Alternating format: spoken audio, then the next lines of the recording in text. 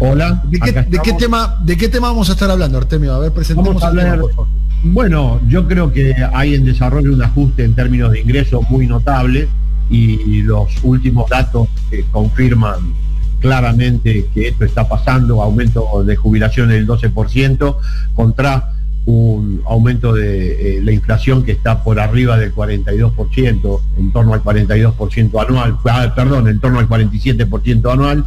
Eso indica claramente que estamos en una situación de ajuste de los ingresos fijos por parte del gobierno hacia el conjunto de la población, que a mi juicio redunda negativamente en términos de crecimiento económico y sobre todo de comportamiento social e impacto electoral. Sí, eso a los funcionarios del gobierno, sea de la tribu que pertenezcan a la tribu que pertenezca, no les cae bien, Artemio, que digas esto. Ni a los kirchneristas, ni a los que están en la cámpora, ni a los albertistas. Bueno, los de Massa. No debiera ser así, porque peor es que suceda, más que te lo informen. Estamos teniendo un problema de audio, por favor, a ver si lo podemos resolver, se los pido, por favor, a ver, no sé si el eco lo estoy escuchando yo nada más o se escuchan todos. A ver si te podemos escuchar mejor, Artemio, por favor. Hola. Ahí está. Sí, decías. No, te digo que debiera preocuparles que suceda, no que se informe que sucede. Ahí hay un problema realmente grave y yo creo que lo estamos advirtiendo en función de evitar daños mayores. Este es un año electoral donde se juega la continuidad del proyecto que encabeza hoy Alberto Fernández, un proyecto popular democrático que fue claramente instalado como la continuidad de los 10 años de kirchnerismo. Por lo tanto, cuando vemos que algún problema surge, creo que es de buena leche señalarlo y decirle, miren, está pasando esto y efectivamente preocupa. Ya es una preocupación central en cualquier estudio de opinión la situación socioeconómica y en particular la crisis de ingresos. Creemos muy honesto decirlo sin que nadie se ofenda. Es simplemente para colaborar para la búsqueda eventual de alguna posible solución, porque esto finalmente existe, no es que nosotros lo hagamos existir porque lo señalemos. Sí, además no es desde ayer, Daniel, ¿no? Nosotros desde el comienzo del gobierno decíamos que una de las claves era el shock distributivo. Bueno, la frase shock distributivo sonaba un poco fuerte, parece, pero no una pérdida de ingresos generales de la población, porque esto va, digamos, en contra del pueblo y del propio gobierno. Entonces me parece que ahí están las claves. Sobre todo, mirar el lado de los precios, ¿no? El último índice inflacionario dio como 4,1%. El más alto del año pasado fue diciembre con 4%.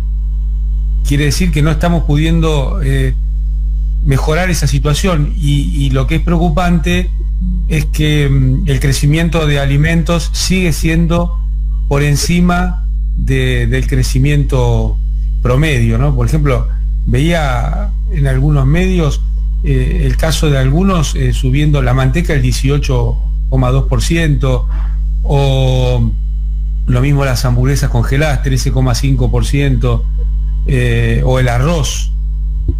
Son todos arroz blanco 14,2%. Son realmente valores. Estamos hablando de todos productos elementales, ¿no? Manteca para cocinar o como aderezo para un desayuno, para una merienda. El arroz, estamos hablando de un cereal que es un carbohidrato, que es prácticamente un alimento básico. Y después, ¿cuál más estabas diciendo? Hamburguesas congeladas, ¿no? La tradicional hamburguesa, ¿no? Que es disparatado, porque no me van a decir que se lo van a atribuir a los sueldos. Sí, me van a decir que se lo van a atribuir a los sueldos, ¿no? O al tirón de demanda. No, y en realidad toda la canasta básica alimentaria y la canasta ampliada está evolucionando por arriba del índice de precio general. Ese es lo preocupante. Eso te desactualiza todas las eventuales mejoras en términos de ingresos de componentes estratégicos. Por ejemplo, la jubilación mínima y la pensión mínima, que está hoy fijada en 23.000 pesos con el nuevo aumento, bueno, está desfasada con respecto al valor de la canasta básica alimentaria, que crece mucho más que lo que efectivamente crecen las jubilaciones. La jubilación va a crecer un 12% en junio. pero estoy seguro que la canasta básica alimentaria va a crecer más que eso. Lamentablemente es así. Decirlo no es el problema es que suceda, vuelvo a insistir. El problema sería que todos aplaudamos una política redistributiva que no se efectiviza en la realidad. No hay un shock distributivo, y yo creo que esto tiene consecuencias no solamente sociales y económicas, de las cuales Amado siempre nos advirtió, sino consecuencias en términos electorales. Y a mí me preocupa mucho la elección de medio mandato, porque yo considero que es una elección estratégica, y que de cómo nos vaya en esa elección, yo me incluyo en el proyecto que lleva adelante Alberto Fernández, va a ser efectivamente el futuro, ya no solamente del Frente de Todos, sino el futuro de la Argentina. Bien, con respecto, Amado, quiero preguntarte, porque el diagnóstico está claro, y pareciera ser que siempre, no digo que nos repetimos, ¿no? Pero nosotros hemos alertado permanentemente sobre este tema. En un ratito vamos a poner unos tapes, unos audios para hacer un recorrido histórico del Fondo Monetario Internacional. Hoy el presidente por la mañana se reunió con Kristalina Georgieva, la directora del Fondo Monetario Internacional, y volvió a plantear la idea de un acuerdo en el corto plazo. Anticipo el tema.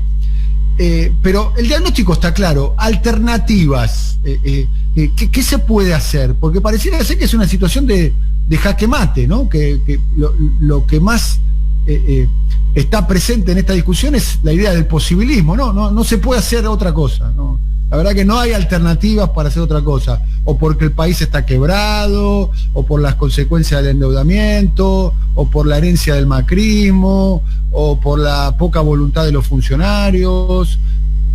No, de ninguna manera. Hay mucho por hacer. Pero pareciera ser que esto es inevitable, como que el agua moja, los precios aumentan y nada que hacer.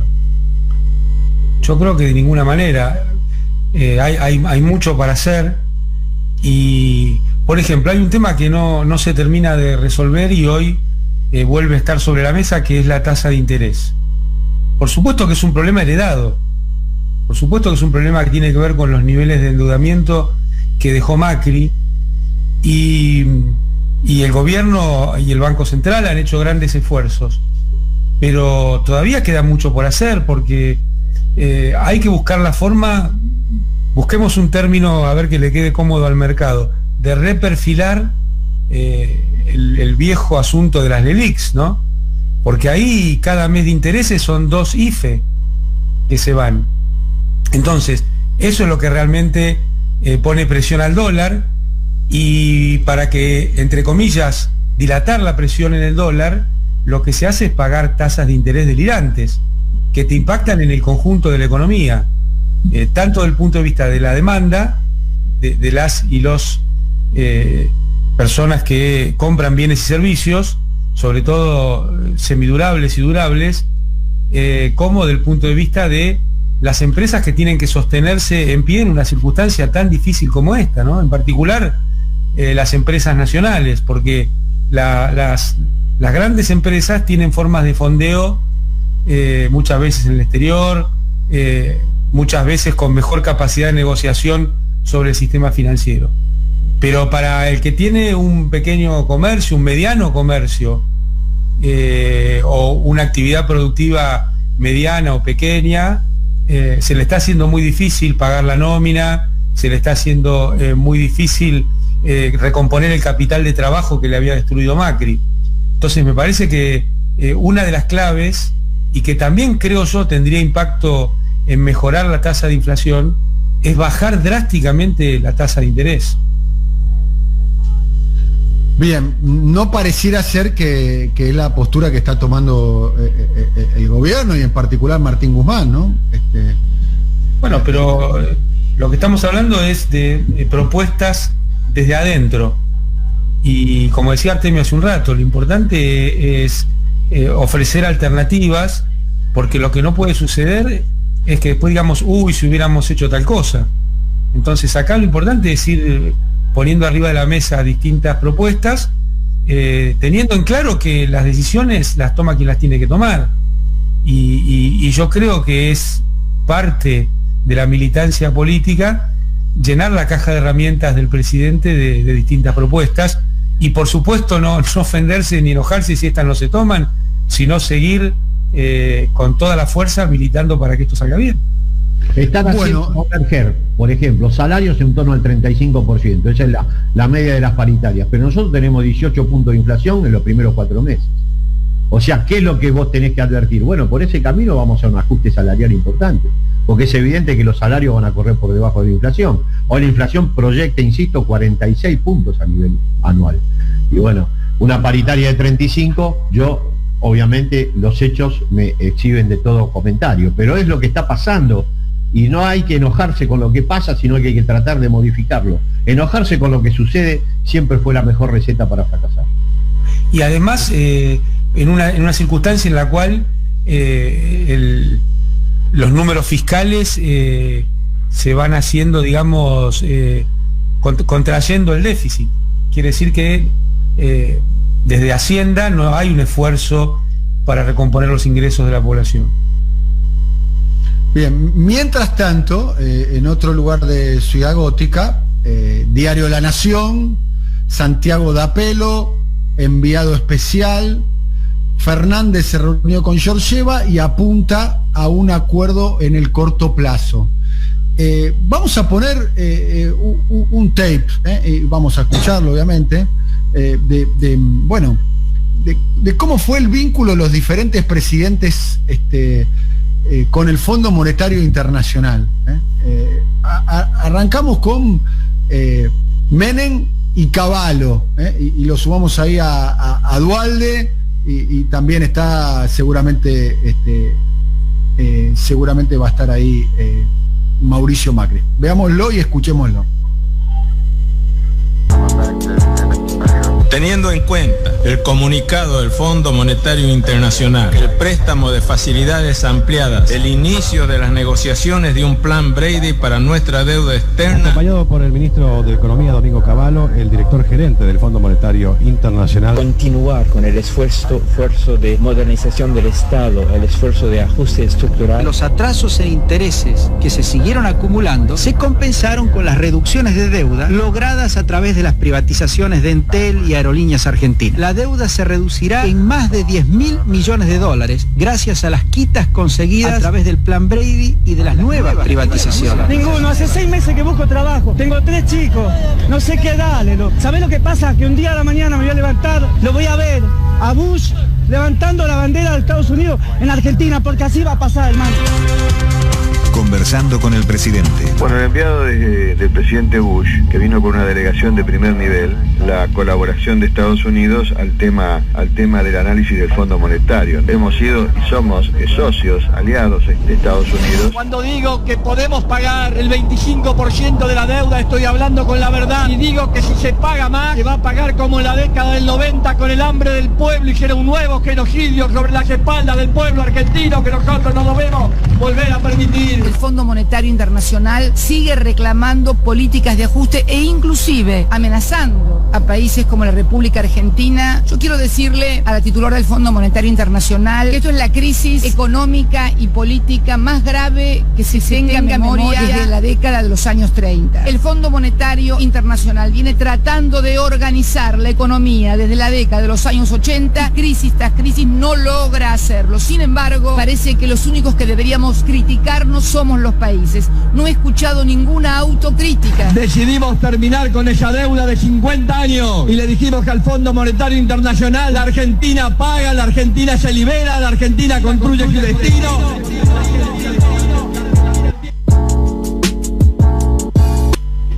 Bueno, ahí escuchábamos un recorrido contemporáneo, ¿no? De lo que sucedió con el vínculo con el Fondo Monetario Internacional. Y esta semana vimos un capítulo similar a lo que ocurría en los años 90, quizás con otra estética y demás, pero siempre la idea de estar pendiente de lo que tiene para decir el fondo, otra vez generando el dramatismo de la reunión se va a hacer, no se va a hacer, cómo se va a hacer, cómo se gestionó y toda esa narrativa. Muy parecido a lo que ocurría en los años 90, ¿no? Cuando recibíamos a Candestús, a Ann Kruger, o al hindú Anup Singh aquí en la Argentina.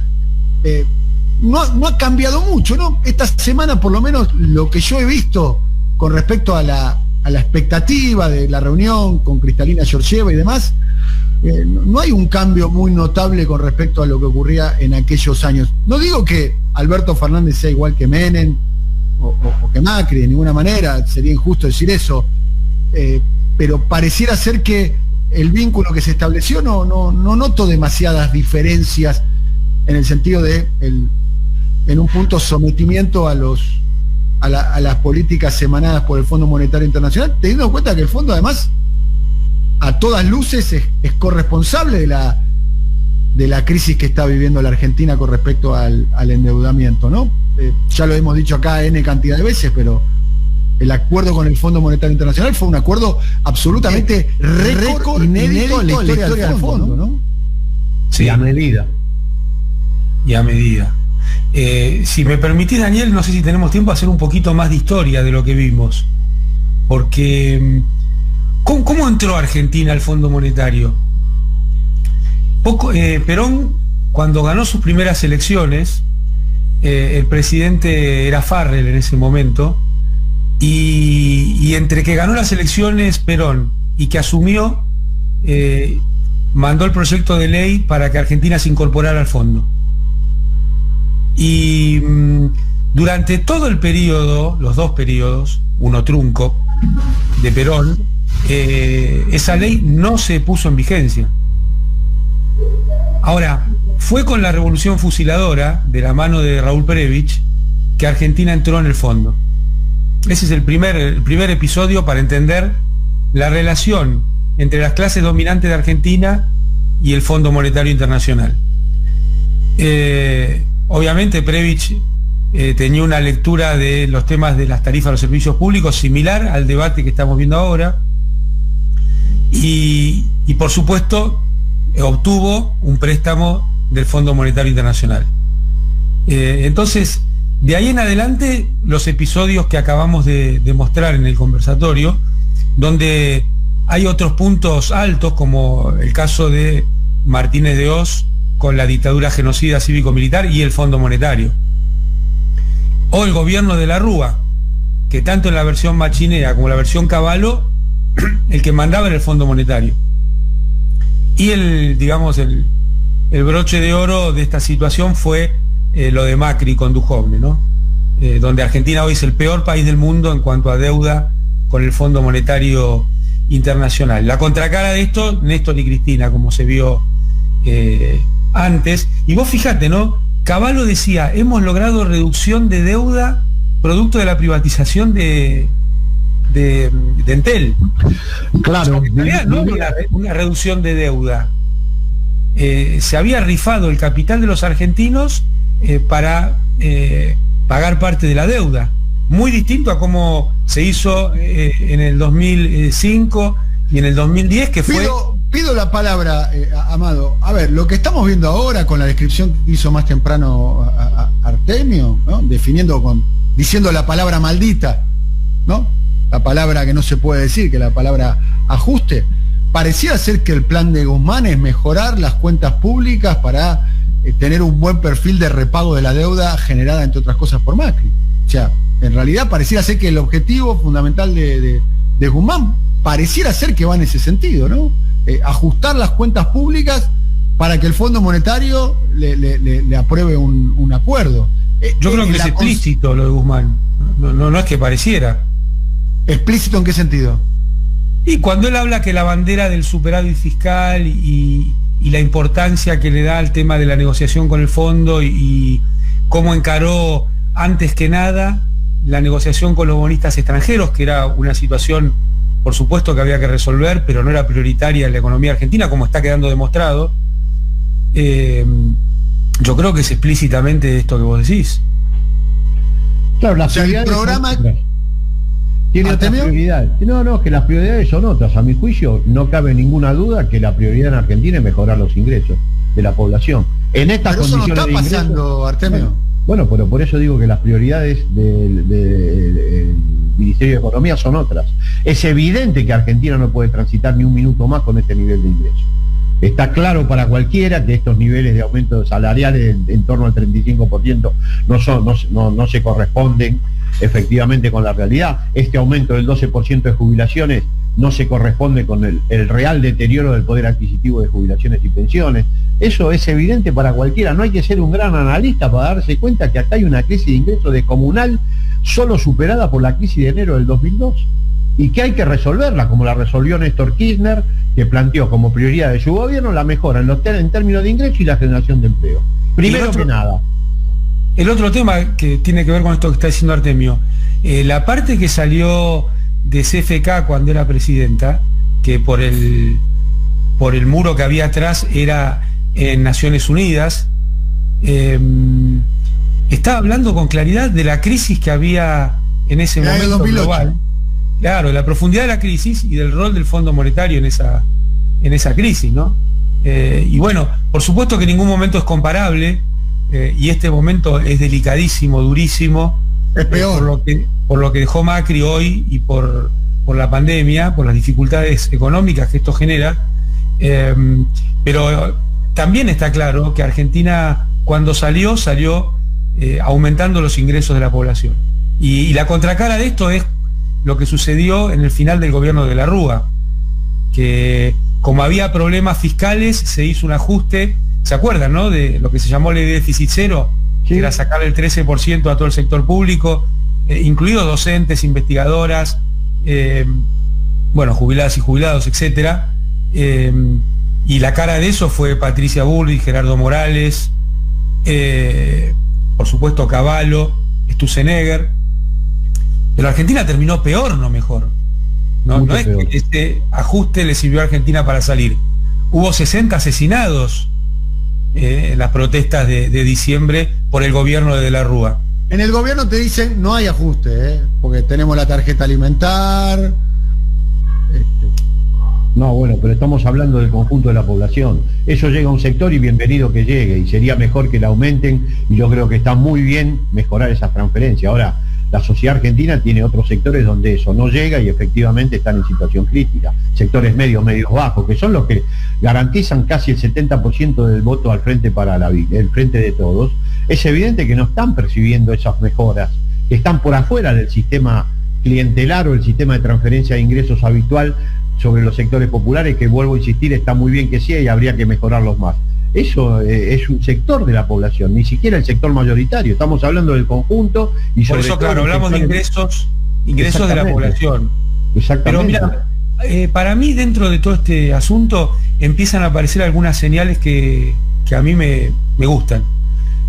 Por ejemplo, el tema de la propuesta de Máximo para que haya reducciones nominales en la tarifa de gas, que es algo que nosotros decíamos, Daniel, desde el principio del gobierno, que no solo no se podía hablar de subas, sino que había que hablar de bajas nominales. Bueno, te estarán escuchando en tu llamado, quizás. No, ¿quién me está escuchando? Ampliación de la zona fría.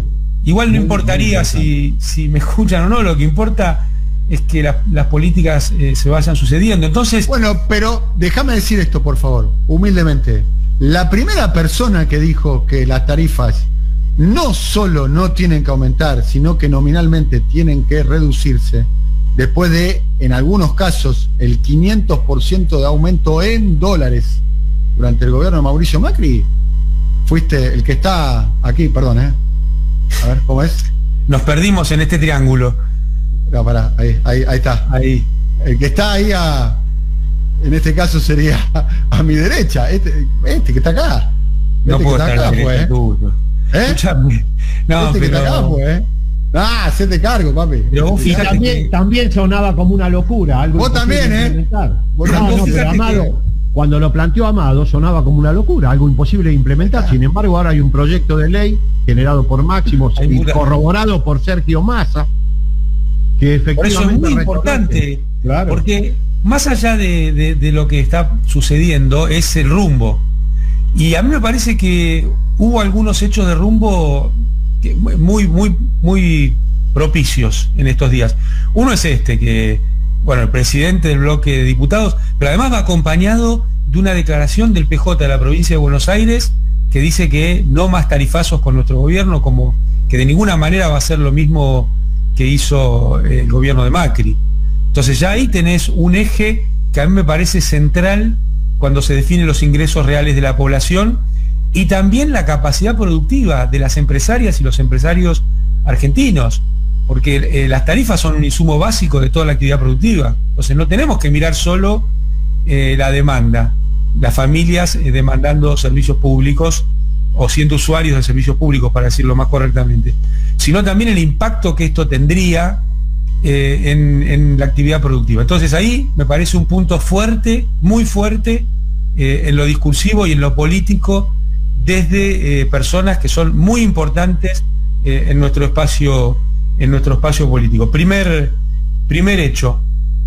Segundo hecho, hubo una declaración del Senado respecto a para qué se podrían usar los derechos especiales de giro, algo más de 4.000 millones de dólares que va a recibir Argentina por participar del Fondo Monetario. Una iniciativa de Oscar Parrilli. Exactamente. Algunos medios titulan esto pone condiciones. Yo diría fortalece a la coalición gobernante, porque esto está marcando parte del sentido de la coalición gobernante. Entonces, la iniciativa de Oscar Parrilli, que se convierte en declaración del Senado, a todas luces fortalece al gobierno de Alberto Fernández, le da más espalda para negociar, le da más posibilidad de implementar políticas que sean acordes a las necesidades argentinas. Entonces, ojo con las interpretaciones que nos vienen desde afuera del frente. Yo creo que acá hay que tener, me parece súper claro, que esta declaración fortalece al gobierno, fortalece a la coalición, fortalece el rumbo de la República Argentina. Y la tercera, algo que avanzó el senador Tayana también, tiene que ver con la posibilidad de generar un esquema de seguimiento y control de todo lo que sucede en el río Paraná, y que claro, como en el mundo del capitalismo financiero todo tiene que tener marca, lo llaman hidrovía, cosa que invito a que nos neguemos. La hidrovía es el nombre de una empresa, nosotros estamos hablando de nuestro río Paraná. Esto es un avance concreto, y más allá de que de algunos sectores de la coalición pretendemos otra cosa, hay que abrazar cualquier avance en este sentido. El gobierno se ha dado un impasse de 90 días para pensar y repensar, y yo creo que tenemos, estoy hablando del tema del río Paraná, ¿no? y la famosa hidrovía, que es una cuestión no solo comercial, no solo de control, no solo fiscal, sino que también geopolítica y de soberanía.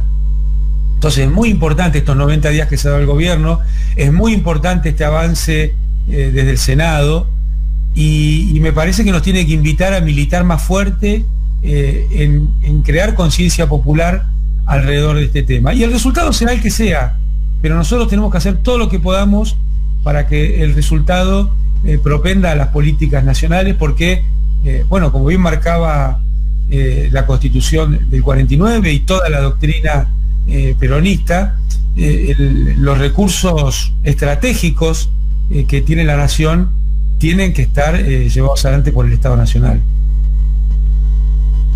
Vamos a ver ahora el clip del vínculo entre el Fondo Monetario, entre Macri, el Fondo, y Alberto Fernández y el Fondo. Veámoslo. Frente a esta nueva situación y de manera preventiva, he decidido iniciar conversaciones con el Fondo Monetario Internacional. El Fondo es una institución seria con la cual uno hace buenos o malos acuerdos. Nosotros vamos a hacer un buen acuerdo, vamos a hacer un acuerdo inteligente. Has started a great relationship, and also with Christine, I have to confess that we started a great relationship some months ago, and I expect that this is going to work very well and will end up in the whole country crashing on with Christine.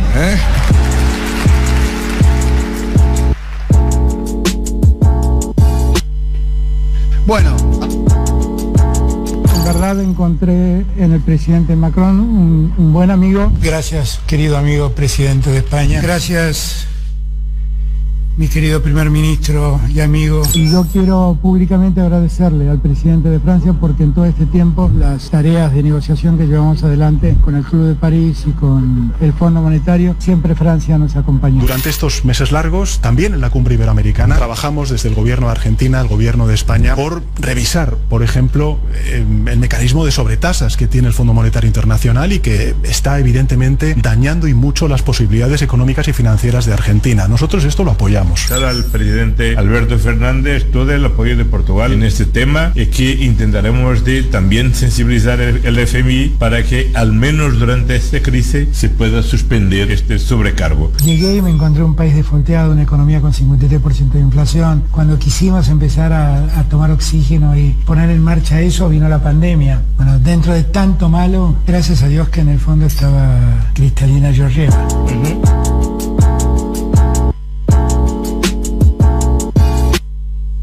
Bueno, de Macri diciendo ojalá que al final el país termine enamorado de Cristín.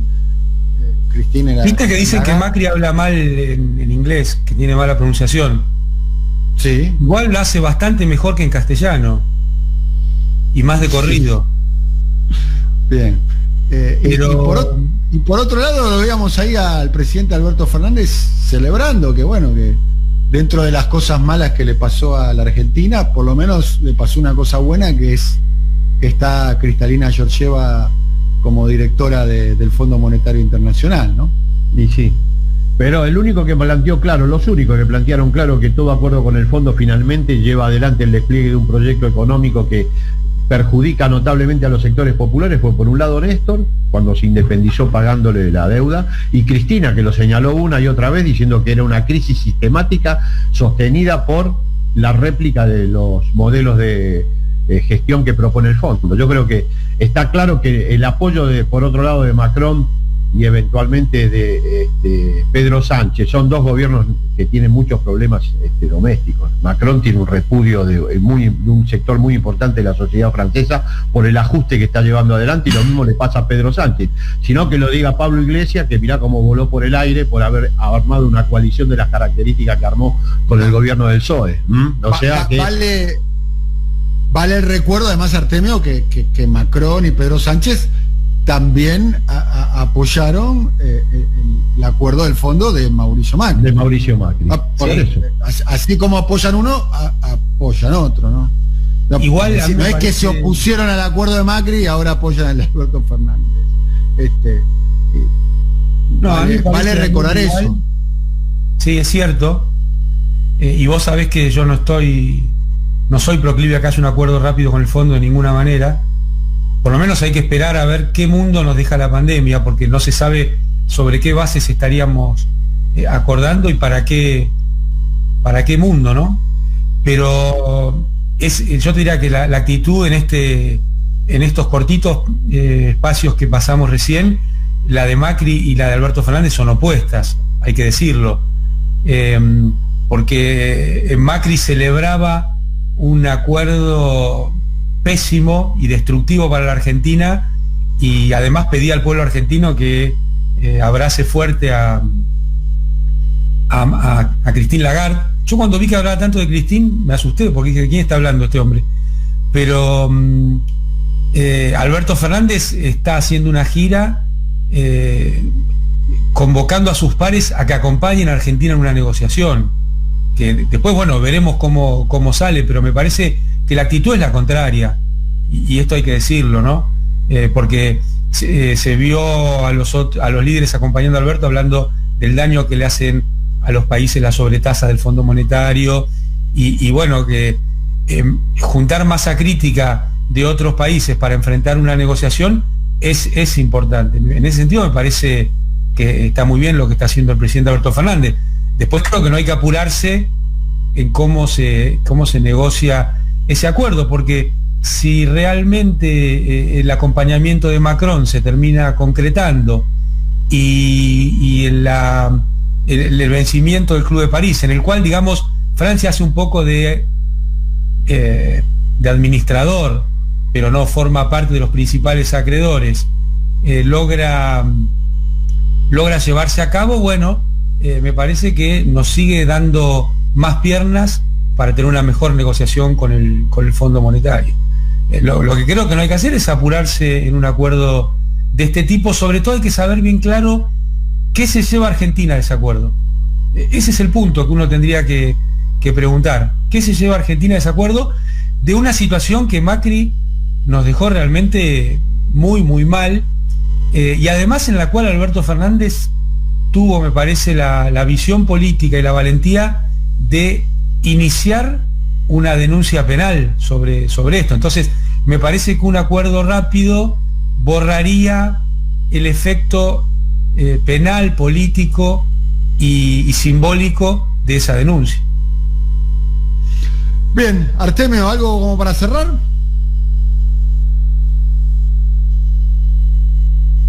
Se muteó otra vez.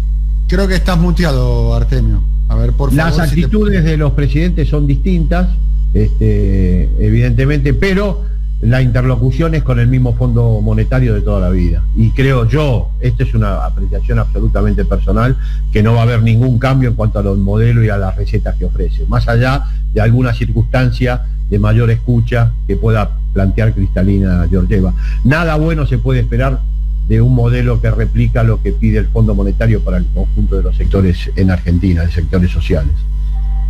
Bueno, además, la burocracia del fondo es la burocracia del fondo, Daniel. Y el Departamento del Tesoro es el Departamento del Tesoro, más allá de quien esté encabezando el Fondo Monetario. Sí, sí.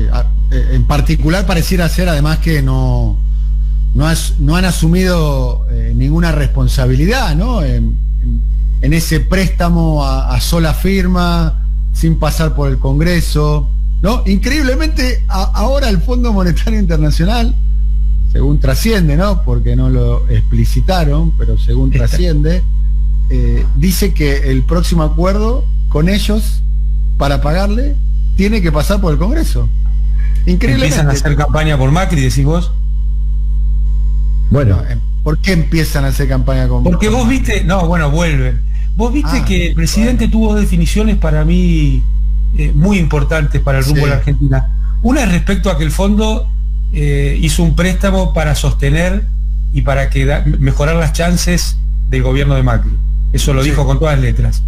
Y la otra cosa que dijo con todas las letras, en el mismo sentido, es cuando lo dice de la Corte Suprema hace pocos días. Esta fue una definición del presidente. Dice, bueno, si tienen otro candidato, no usen las sentencias para eso. Sí. Bueno, ahí me parece que hay una clave muy concreta del nudo de la Argentina, ¿no? Claro, igual me animaría a decir que no es un descubrimiento, ¿no? Que el Fondo Monetario tiene intereses políticos y que la Corte Suprema también lo tiene, ¿no? Me parece que eso es como... Sí, que coinciden, ese es el descubrimiento. No te digo una obviedad, porque no, pero verbalizado por el presidente de la Nación, me parece que tiene un impacto fuerte, ¿no? Más allá de que nosotros los pensamos o lo sabemos. Sí, hay que ver después si esas palabras qué correlación tienen con los hechos, ¿no?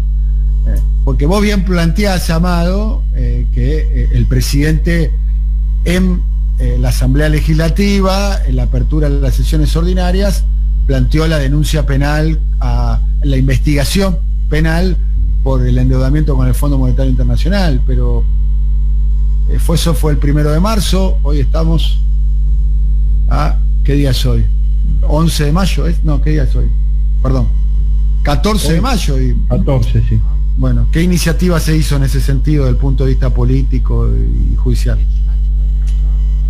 Bueno, escuchábamos el otro día al jefe de los abogados del Estado, a Carlos Zanini, diciendo claramente que está detectado la cuestión de los incumplimientos de la ley. El abogado del Estado va a decir eso, pero me refiero al resto de los actores políticos. O sea, no ha pasado mucho, ¿no? No ha pasado mucho, ¿no? Igual que con sus dichos de la Corte Suprema, ¿no? No, me parece, ¿no? Bueno, es lo la que... moneda está en el aire. La moneda está en el aire, sí. Un petit escándalo por la propuesta de Durañona con respecto a la ampliación nuevamente de los miembros de la Corte. Hubo una respuesta más que contundente por parte de los medios opositores. Obviamente riéndose de la propuesta y tratándola irrespetuosamente, pero por lo menos hubo por parte del oficialismo una insistencia en que la Corte es un problema, tal cual está planteado. Sí. Artemio, qué bueno que recordaste esto, porque la crítica es centralista, ¿no? ¿Cómo van a traer jueces de las provincias? Así es. Bueno, compañeros, te mando un abrazo muy grande, para vos, Artemio, para vos, Amado. Nos volvemos a ver el viernes que viene. Así es. Muchas gracias, a cuidarse. Hasta la próxima. Hasta la próxima. Bueno, hemos terminado un nuevo episodio aquí del conversatorio con Artemio y con Amado. Tramo final de nuestro programa. Vamos a